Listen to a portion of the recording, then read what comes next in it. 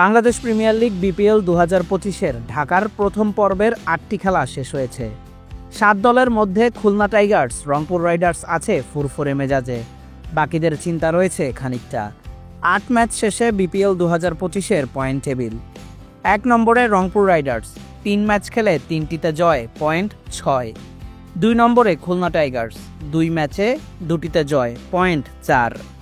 3 নম্বরে Chittagong Kings, 2 match খেলে 1টিতে জয়, 1টিতে হার, point 2।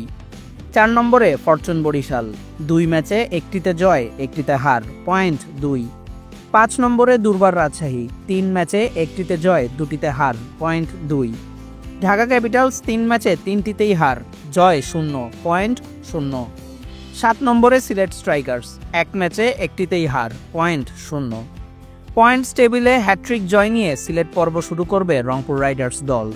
অন্যদিকে হ্যাট্রিক হার নিয়ে আশায় পানি ঢালা শাকিব খানের ঢাকা ক্যাপিটালস শুরু করবে সিলেট পর্ব।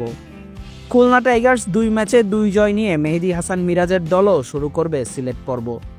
অন্যদিকে চিটাগাং কিংস, ফরচুন বরিশাল, দুর্বার রাজশাহী 1টি করে জয় পেয়েছে ঢাকা পর্বে।